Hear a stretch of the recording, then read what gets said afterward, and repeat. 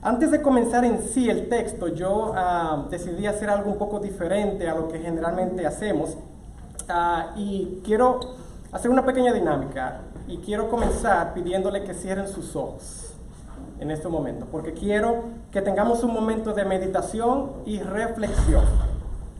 Así que no se preocupen cuándo tendrán que abrirlos. Yo les avisaré cuándo podrán hacerlo nuevamente. Pero no se duerman en el proceso. Manténganse despiertos, ojos cerrados, pero despiertos. Así que estamos listos. Recuerda o imagina el momento de tu conversión. Quizás ocurrió la semana pasada o el mes pasado. O es posible que pusiste tu fe en Jesucristo hace 5, 10 o 20 años. Aún así, trata de recordar esa experiencia que tuviste con el Señor. Aquel momento cuando depositaste toda tu fe y confianza en las manos del Redentor Jesucristo. Y es posible que algunos de los que están aquí presentes todavía no han tenido esa experiencia con Cristo. Pero yo quiero que hagamos algo más también. Yo quiero que ustedes se enfoquen en algunas preguntas que quiero hacer en este momento. ¿Cómo lucía mi vida antes de Cristo?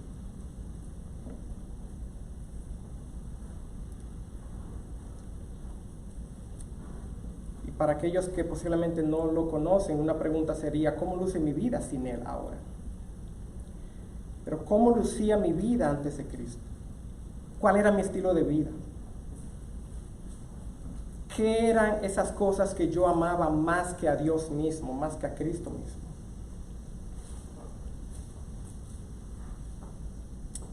Y ahora yo quiero que puedas cambiar la imagen a tu nueva vida en Cristo. Y pienses en qué amas más ahora. Y pienses en aquellas cosas que tú has visto, has experimentado dentro de este tiempo de la gracia de Cristo. Y en base a tu experiencia, ahora que estás en Cristo, medita en lo que Dios ha hecho por ti.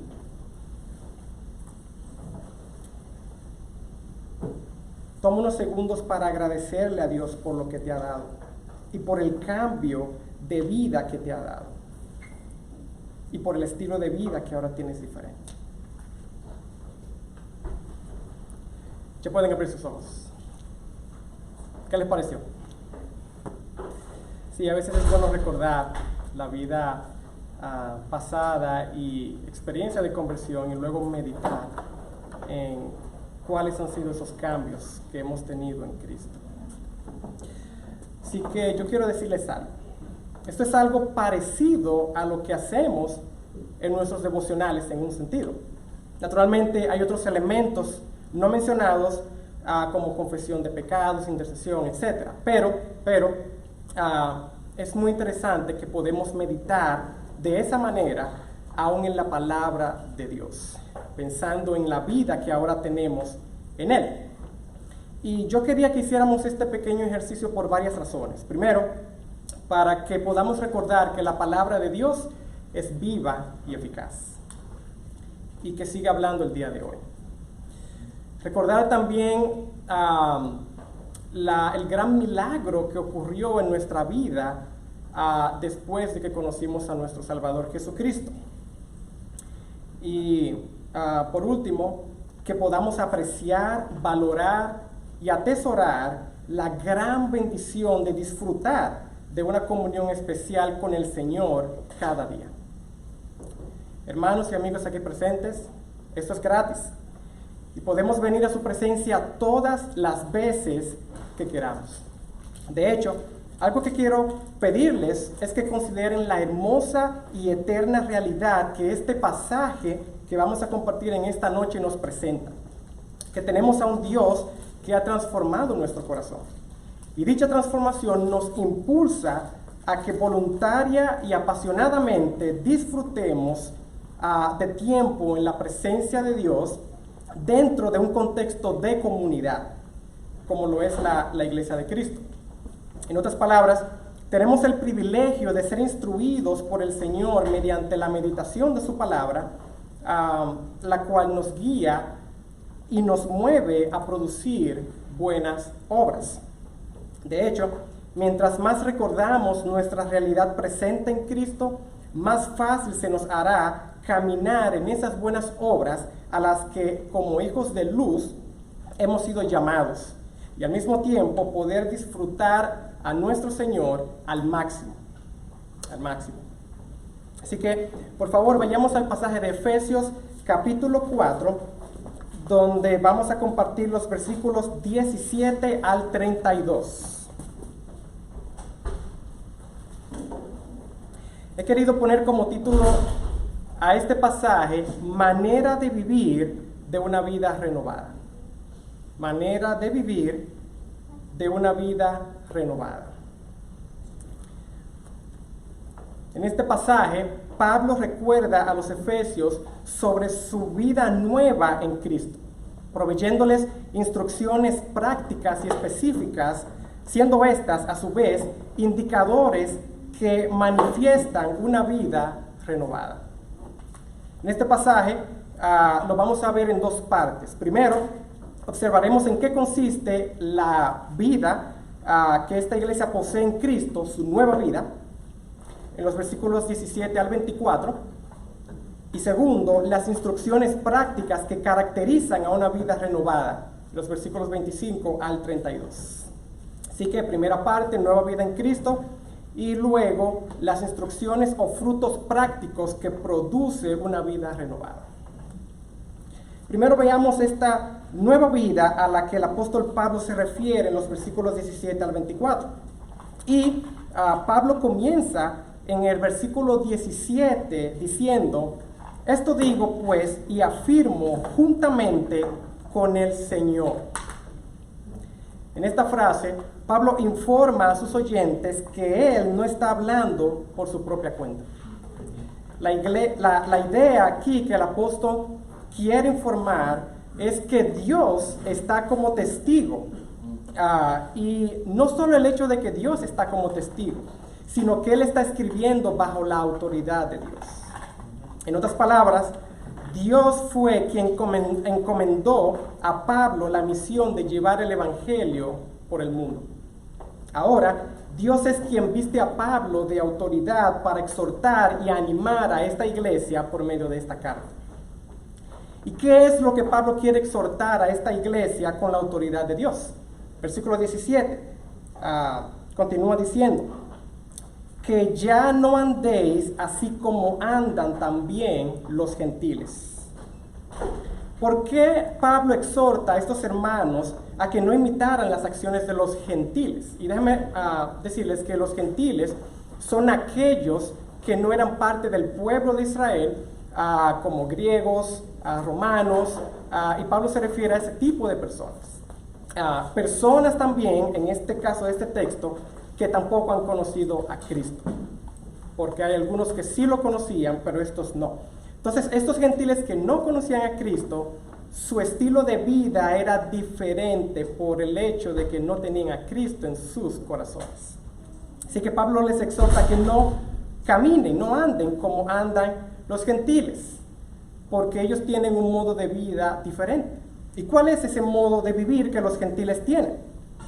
En los versículos 17 al 19, Pablo nos presenta una descripción de la manera en que andaban los gentiles. Yo pude observar al menos 4 ejemplos que reflejan el modo de vivir de los gentiles.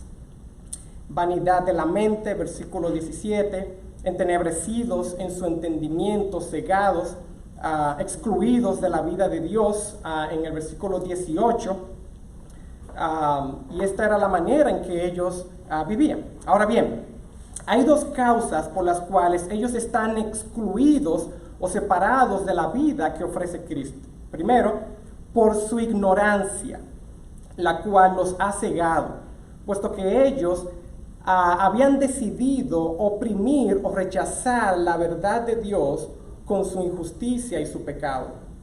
La segunda causa es por la vanidad que hay en sus corazones, porque prefieren amar otras cosas o a sí mismos antes que a Cristo y antes que la verdad del Evangelio. Así que la manera de vivir de los gentiles se refleja en la vanidad de sus mentes. Su entendimiento entenebrecido, no entendían las cosas de Dios. Su exclusión o separación de Dios. Y por último, los pecados de impureza que ellos cometen. Como vemos en el versículo 19. Cometen impurezas. Es el ejemplo número 4. Y Pablo no podía ser más enfático en esta parte cuando él dice, hacen toda clase de impurezas. Y dice también que la hacen o la cometen con avidez, sin escrúpulos, porque estaban anestesiados por el pecado, por la maldad, por la injusticia, las cuales son frutos de corazones no regenerados o no transformados por el Evangelio de Jesucristo. Así que, mis hermanos, algo que yo quiero aclarar o mencionar en esta hora es que no dejemos que el pecado, las tentaciones y la corriente de este mundo nos hagan insensibles a la justicia y a la verdad de Cristo. Es muy fácil caer en esa trampa. Así que no dejemos eso, no dejemos que el pecado nos prive de la libertad que Cristo, a precio de su sangre, nos concedió. No nos sintamos anestesiados o cómodos con el pecado. No vale la pena. Nuestra esperanza y nuestras promesas son mayores y mejores que lo que puede ofrecer este mundo. Mucho mejores. Y es por eso que Pablo dice, vosotros no habéis aprendido a Cristo de esta manera. En el versículo 20. Ustedes no han aprendido a Cristo de esta manera. De manera que el contraste entre los creyentes de Éfeso y los gentiles no creyentes es la fe en Jesucristo que los oyentes de Pablo, los creyentes que aparecen en esta carta, tenían. Ellos tenían fe en Jesucristo, es la única diferencia. Ambos fueron creados por Dios, son criaturas de Dios, pero los creyentes de Éfeso disfrutaban de una relación personal con Jesucristo. Interesantemente, una de las cosas que se puede apreciar también en esta carta son los marcados contrastes, las notables diferencias entre una vida sin Cristo y una vida en Cristo. Y Pablo les aclara esto a los efesios. Ustedes vivían de esta manera, pero ahora deben vivir de esta manera. Y el resultado de su fe en Jesucristo debe inclusive impulsarlos a vivir de esa manera. La vida sin Cristo, por ejemplo, está espiritualmente muerta por causa de los pecados y las transgresiones, como vemos en Efesios capítulo 2 y versículo 1. Eso es un contraste que Pablo presenta a lo largo de esta carta. La vida también que tiene a Cristo posee la vida de Cristo. O dicho de otro modo, tiene vida espiritual, como vemos en el capítulo 2 y versículo 1. Una vida en Cristo, es decir, un cristiano, ha sido adoptado por Dios y ahora puede llamarse hijo de Dios, como vemos en Efesios capítulo 1 y versículo 5. Sin embargo, alguien que no es cristiano, que no tiene a Cristo, es llamado hijo de desobediencia o hijo de ira, como vemos en el capítulo 2 y versículos 2 y 3. Y en nuestro pasaje del día de hoy, inclusive, podemos también notar esos contrastes que hay entre una vida sin Cristo y una vida en Cristo. Si vemos en el versículo 17, vemos que los gentiles caminaban en la vanidad de su mente. Los que ahora caminan con Cristo andan renovados en el espíritu de la mente. Los que caminan sin Cristo están entenebrecidos en su entendimiento. Versículo 18. Los que caminan en Cristo están siendo enseñados en la verdad de Jesús. Versículo 21. Los que caminan sin Cristo tienen dureza en sus corazones. Versículo 18. Los que caminan en Cristo son amables y gentiles. Los que caminan sin Cristo no se han despojado del viejo hombre. Los que caminan en Cristo se han vestido del nuevo ser que por la gracia de Dios ahora poseen. Los que caminan sin Cristo andan en falsedad, como vemos en el versículo 25, y los que caminan en Cristo dicen la verdad. Versículo 25 también. Y aquellos que caminan sin Cristo siempre tendrán palabras malas en sus bocas. Sin embargo, aquellos que caminan en Cristo han aprendido un vocabulario bueno, un vocabulario nuevo y diferente, palabras buenas de edificación, como vemos en el versículo 29. De manera que hay un contraste muy amplio entre aquellos que viven sin Cristo y aquellos que viven y caminan una vida en Cristo. Ahora bien, ¿cuál es el punto de estos dos, de estos contrastes? ¿Cuál es el punto que Pablo quiere enfatizar? Primero, que los efesios sepan que ellos son diferentes al mundo. Y segundo, que esa diferencia se reflejará en su comportamiento, el cual debe ser diferente al comportamiento y a las acciones del mundo. Y de igual manera, nosotros hemos sido llamados a ser diferentes.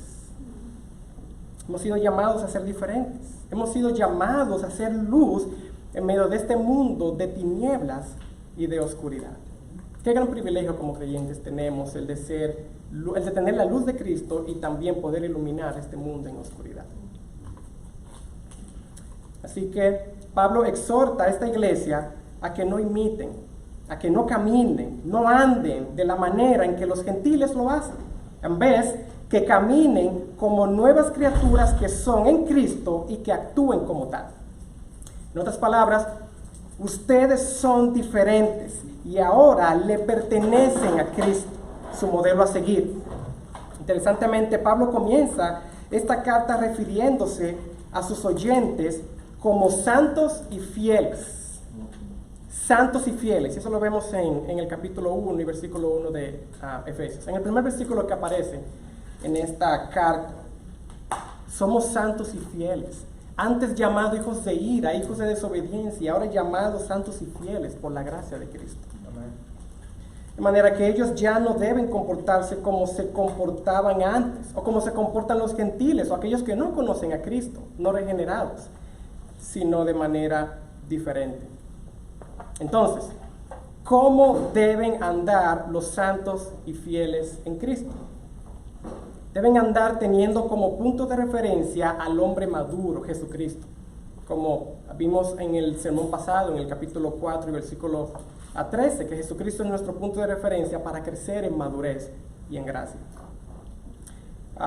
Juan el apóstol también hace una referencia a andar como Cristo. El que permanece en Él, o aquel que dice, que profesa que permanece en Él, debe de andar como Él anduvo, debe de caminar como Cristo caminó y anduvo.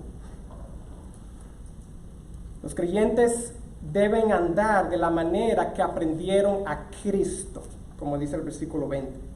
Esto es conforme a la verdad de amor, gracia y compasión que emana de la persona de Jesús. Somos sus seguidores y le debemos de imitar a Él. Hermanos, nosotros también debemos andar de la manera que aprendimos a Cristo y seguir su ejemplo. Ahora bien, ¿qué se debe tener en mente para caminar de esta manera, para caminar de la manera en que aprendimos de Cristo? En los versículos 22 al 24, el apóstol usa 3 verbos para, de manera directa, describir un contraste entre la vida antigua y la vida nueva que ahora los creyentes de esta iglesia de Éfeso poseen en Cristo. Despojar, renovar y vestir. En el versículo 22 vemos que se deben de despojar del viejo hombre. En el versículo 23, renovarse en el espíritu. Y en el versículo 24, vestirse del nuevo hombre, aquel que fue creado en Cristo Jesús para buenas obras, para que anden en ellas. Y yo quiero animarte a que por un momento medites en estas 2 preguntas. No necesitas cerrar los ojos nuevamente, solamente pensar y meditar en estas preguntas. En el versículo 22 nos habla acerca de despojarnos del viejo hombre. Yo te pregunto, ¿de qué cosas tienes que despojarte? ¿Cuáles son esas cosas que sabes que tienes que despojarte. Raíz de amargura, enojo, ira, lujuria, avaricia, chisme, envidia, egoísmo. Ahora bien, una siguiente pregunta. ¿De qué cosas entonces tengo que vestir después de despojarme? ¿De qué cosas debo vestirme? Amor, compasión, generosidad, misericordia, justicia, santidad, perdón. Noten que no se trata únicamente de parar malos hábitos, no se trata de reglas que tenemos que seguir, no se trata de nada de eso. Se trata de sustituir estas cosas por algo mejor, por algo mucho mejor. Puesto que ya no somos esclavos del pecado. Despójate, pero también vístete. No solo pienses en parar de hacer cosas. Despójate, sí, es bueno para ti, tu salud y mente espiritual, pero vístete también. Vístete. El deseo del apóstol es que estos hermanos se despojen de lo que los caracterizaba cuando caminaban sin Cristo y que se vistan de lo que les hace parecer más a Cristo o como Cristo. Versículo 24. Y os vistáis del nuevo hombre, el cual en la semejanza de Dios ha sido creado en la justicia y santidad de la verdad. En este versículo, la frase semejanza de Dios, si se dan cuenta, es un lenguaje de creación. Y nos recuerda de Génesis, cuando Dios creó al hombre a su imagen y semejanza. Sin embargo, Adán falló al pecar en el principio. Es por esta razón que necesitamos nacer de nuevo a una nueva creación o un nuevo hombre en Cristo para buenas obras, como enfatiza Pablo en esta carta en el capítulo 2 y versículo 10. El primer Adán, que es el que estaba en Edén, falló, pero ahora hay un segundo Adán que ha venido y que no ha fallado y que vivió una vida perfecta, y es a él a quien debemos de parecernos, caminar, imitar y también seguir. Es a Jesucristo. Este nuevo hombre al que Pablo se refiere ha sido creado en la justicia y santidad de la verdad de Dios. De hecho, justicia y santidad son palabras que tienen un glorioso lenguaje redentor gracias al pacto de gracia que hoy disfrutan todos aquellos que han recibido la vida de Cristo cuando creyeron por fe en Él y en su obra sacrificial de la cruz. Es por su justicia y por su verdad que ahora podemos ser llamados hijos de luz. Es gracias a Él. Qué gran privilegio. Así que, después de declarar a los efesios que deben de andar en novedad de vida, Pablo ahora se dispone a ofrecer algunas instrucciones para la vida práctica de los efesios. Estas instrucciones son ejemplos de cómo debería de lucir una vida renovada en Cristo. Esto, naturalmente, es el fruto de una vida que se ha despojado de su antigua manera de vivir y se ha vestido de una nueva y más gloriosa manera de vivir. El versículo 25 nos dice: por tanto, dejando a un lado la falsedad, hablar verdad, cada cual con su prójimo, porque somos miembros los unos de los otros. Noten que la vida en Cristo, aunque la hemos recibido de manera individual, se disfruta en comunidad.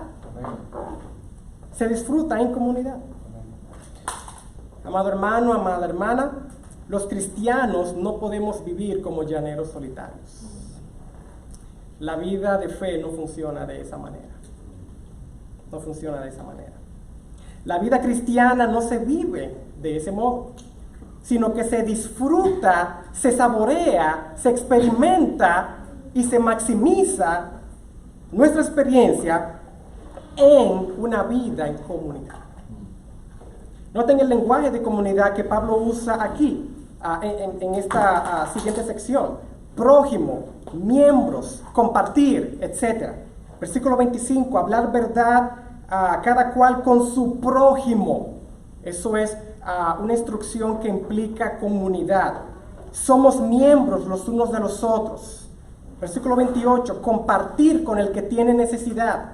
Versículo 29, impartir gracia a los oyentes. Versículo 32, mostrar amabilidad, misericordia y perdón unos a otros. Todo esto se practica de esa manera, en comunidad, porque somos un cuerpo. Diferentes miembros, pero un cuerpo. Y juntos sufrimos y juntos gozamos. Y juntos estamos en las buenas y en las malas. Y juntos crecemos también en la vida espiritual. Y interesantemente los versículos 25 y 32 confirman esto al usar las frases los unos de los otros. Versículo 25, unos con otros, unos a otros. Versículo 32. El resto de este pasaje contiene una serie de instrucciones que Pablo describe para que los hermanos de Éfeso recuerden la manera en que ellos han de vivir conforme a la vida renovada que ahora poseen en Cristo. Versículo 25. Rechacen la falsedad y digan verdad por amor a su prójimo, por amor a sus hermanos. El versículo 26 tiene una frase interesantísima. Airaos, pero no pequéis. No se ponga el sol sobre vuestro enojo. En otras palabras, resuelve tus conflictos lo más pronto posible. Resuelve tus problemas lo más pronto posible. ¿Por qué? Porque no queremos dar ventaja al diablo para que nos tiente y nos pisotee, como dice el versículo 27. No vamos a darle la oportunidad al diablo que entre a nuestras vidas y quiera hacer de las suyas. Es por eso que debemos de estar como militares apercibidos, como más adelante veremos en esta carta a los Efesios. El versículo 28, más detalles con relación a vivir la vida cristiana en comunidad. Versículo 28, el que roba no robe más, sino más bien que trabaje, haciendo con sus manos lo que es bueno, a fin de que tenga que compartir con el que tiene necesidad. Lo que Pablo instruye aquí es muy claro. Para de robar, mejor trabaja y luego comparte. Cuando alguien roba, es egoísta, perezoso y ambicioso y avaricioso. Sin embargo, una vida que se arrepiente y conoce la verdad del Evangelio, si robaba, no lo hará más, sino que renunciará a su pecado de robo y pereza y se pondrá a trabajar. Y no solo eso, sino que también ya no será avaricioso, sino que generosamente compartirá sus bienes con otros. Esto, de hecho, es un cambio sumamente radical en una vida que ha nacido de nuevo. Estos son frutos de una mente renovada. Versículo 29, una vida renovada. No dirás malas palabras, ese es otro caso, sino palabras de buena edificación. Con la asistencia del Espíritu, esto es posible. Yo sé que podemos pensar, ¿cómo entonces yo puedo hacer lo que no quiero? Si es muy difícil. Cuando estoy pasando por tentaciones y dificultades en la vida. Pero déjenme decirles que con la ayuda del Espíritu Santo es posible. El versículo 30 también nos exhorta a que no entristezcamos el Espíritu Santo, aquel Espíritu de Dios que nos ha sellado para el día de la redención. Este versículo nos informa sobre una verdad escatológica que también vemos repetida en el versículo 1 y en el capítulo 1 y versículos 13 y 14 de esta misma carta. Y la palabra escatología tiene que ver con el glorioso final en la historia de la humanidad que tendrán todos aquellos que han puesto su fe en el Hijo de Dios. De hecho, el día de la redención tiene que ver con el glorioso retorno de nuestro Señor Jesucristo. Ese día oficial en que nuestra redención será públicamente manifiesta por los siglos de los siglos. Sin embargo, tú te preguntarás, ¿cómo puedo hacer lo que es correcto cuando el bien que quiero hacer no lo puedo hacer? Pero aún, el mal que no quiero hacer, entonces hago. ¿Cómo puedo resolver este dilema? Por favor, acompáñame a considerar varios pasajes. Vayamos a Romanos capítulo 7 y versículo 15.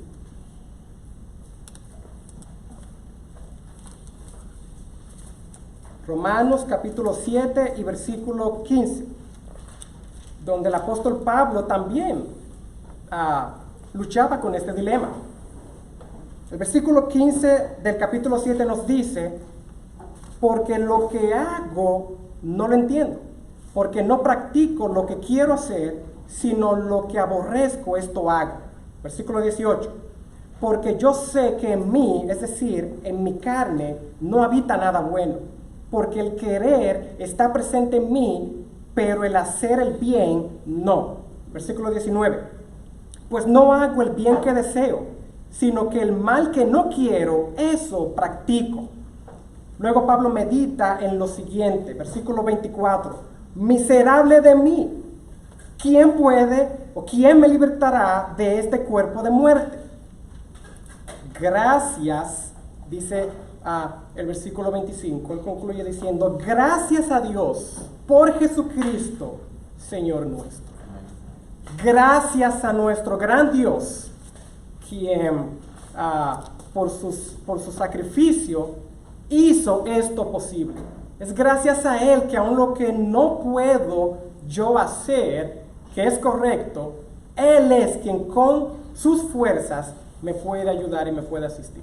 Y es gracias a su sacrificio también que ahora yo puedo andar en libertad y puedo confiar y depender de sus fuerzas para seguir hacia adelante. En Efesios capítulo 4, versículo 13, Cristo es nuestro punto de referencia de crecimiento y de madurez. Y recuerden, Cristo está con nosotros y también la comunidad de fe. Por eso necesitamos la comunidad de fe. En Hebreos capítulo 4 y versículo 15, el Señor Jesucristo también simpatiza con nuestros pecados cuando nos informa que Él entiende por los pecados que nosotros pasamos. Y de hecho, Él fue tentado en todo. Él no se entiende tanto que Él fue tentado en todo, pero sin pecado. Pero ¿saben algo más? También Efesios capítulo 5, versículo 18 nos exhorta que seamos llenos del Espíritu, porque es con la ayuda del Espíritu que vamos a vencer. Y cuando habla de la llenura del Espíritu Santo, se refiere a, imaginemos una soda o una Coca-Cola, quizás está por la mitad y no está llena, pero cuando nosotros la movemos y quizás comienza el espuma a salir y comienza entonces a parecer como si estuviera llena, pero no está llena, sino que simplemente la movemos y se llena. Bueno, déjenme decirles algo. El Espíritu Santo en un sentido funciona de esa manera, en que no es que vamos a recibir más Espíritu Santo del que ya tenemos, porque sí lo tenemos. Es que cuando nosotros tenemos ese surgir y avivamiento y deseo de que el Espíritu Santo nos ayude y tratamos de crecer en Él, es como si nos estuviéramos moviendo y va entonces a fluir el Espíritu Santo. Esa es la llenura del Espíritu que ya está en nosotros, que va a fluir con su ayuda y con su asistencia, de manera que vamos a tener una vida de fe vibrante para su gloria. Y Pablo entonces concluye exhortándonos a que nos despojemos y nos vistamos. Despójense de, como dice el versículo 31, amargura, enojo, ira, gritos, maledicencia, malicia. Y por el contrario, vístanse de, versículo 32, amabilidad, ser amables, misericordiosos, y perdonar las ofensas de unos a los otros, teniendo también como mayor ejemplo nuestro Señor Jesucristo, quien perdonó todos nuestros pecados. Y aquellos que todavía no han experimentado ese perdón de pecados por Jesucristo, déjenme decirles que es posible y que la puerta de la gracia todavía sigue abierta. Para aquellos que ya sí lo han experimentado, esto es un ejemplo para nosotros también aprender a perdonar a otros, así como hemos recibido perdón del Señor. Así que, hermanos y amigos aquí presentes, estas palabras no son meras reglas que estrictamente debes seguir y que si fallas en una de ellas, es como si cometieses un pecado imperdonable. Honestamente, tratar de vivir una vida de esa manera a la larga es insostenible, imposible y absurda. No te cargues ni te turbes pensando que la vida cristiana consiste en un sistema de reglas que se deben seguir al pie de la letra y de manera perfecta. No. Recuerda que Cristo ya vivió esa vida que ni tú ni yo pudimos vivir. Y es por su gracia que podemos caminar. Ahora bien, con esto no estoy diciendo que debemos de despreciar o poner a un lado la instrucción, la exhortación, el consejo y la sabiduría de Dios. Lo que esto significa es que una vida renovada no solo debe vivir de esa manera, sino que va a anhelar, va a disfrutar, se va a deleitar viviendo una vida santa y fiel a Dios. No para impresionar a Dios o para obtener el favor de Dios, sino porque el corazón del cristiano es un corazón que reconoce las tantas bendiciones espirituales que ha recibido y que se verá impulsado a responder con un profundo sentimiento y una humilde postura al mismo tiempo de agradecimiento a Dios por haberle otorgado el milagro más maravilloso que puede recibir una persona sobre la faz de la tierra: redención y vida a un muerto y perdido. Redención y vida a un muerto perdido. Y eso éramos tú y yo. Eso éramos tú y yo. Éramos unos viles y despreciables, miserables pecadores que merecíamos la muerte. Pero, gracias a la misericordia de Dios, hemos sido rescatados del pecado y de la muerte eterna, la cual nos conducía a un trágico y horrendo destino final eterno. Gracias a Cristo, ahora tenemos vida y no tenemos que morir y vivir una eternidad sin su presencia. Lo que nos queda ahora es disfrutar de Él, mientras que, al mismo tiempo, anhelantemente esperar la venida de Jesús, nuestro Rey, que ocurrirá en el día de redención. Es por eso que debes amar tu Biblia, por las riquezas y el tesoro que posee, y la esperanza que te brinda. Quiero dejarte con 3 puntos de aplicación final. Primero, recuerda la vida que posees en Cristo y disfrútala al máximo. Disfruta de esa nueva vida en comunidad. Y por último, no te hagas un esclavo legalista de reglas morales. Más bien, ama la ley de Dios. Atesórala en tu corazón. Camina con ella. Medita en ella. Y deja que la obra especial y maravillosa que tu Señor y Dios quiere hacer por medio de ella sea posible y la haga. Y para aquellos que todavía no han puesto su fe en Jesús como Señor y Salvador, déjame decirte que esa vida, esa bendición y esa esperanza también puede ser tuya el día de hoy. Puede ser tuya el día de hoy. Oremos a nuestro Señor. Querido Dios, gracias por tu gracia. Como Pablo mismo declara en Romanos: miserable de mí, ¿quién puede salvarme de este pecado, de este cuerpo de muerte? Pero es gracias a tu misericordia, a tu gracia, que hoy podemos respirar un aire de esperanza gloriosa y futura que nos espera. Así que yo oro, Señor, que tú avives nuestros corazones y nos sigas, Señor, animando a crecer en ti, sabiendo, Dios, que te tenemos a ti como nuestra guía, como nuestro ayudador, como nuestro intercesor, pero que también tenemos la comunidad de fe para crecer juntos. Así que ayúdanos a disfrutar de esas bendiciones y medios de gracia que tú has provisto en Cristo. Así que es mi oración, Señor, que tú avives nuestros corazones, que tú hables, Señor, a nuestras vidas y nos ayudes a seguir meditando, no solo en este pasaje, sino en toda tu palabra, y que podamos, Señor, también meditar en nuestras vidas, Señor, dónde estamos hoy, Señor, y que podamos seguir creciendo en ti. Y que si algunos todavía no te conocen, que puedan, Señor, aprovechar el tiempo y la oportunidad que tienen de recibir esta gracia y esta bendición tan maravillosa en Cristo Jesús. Y es en tu nombre que oramos por la fe, en el nombre de Jesús. Amén. Amén.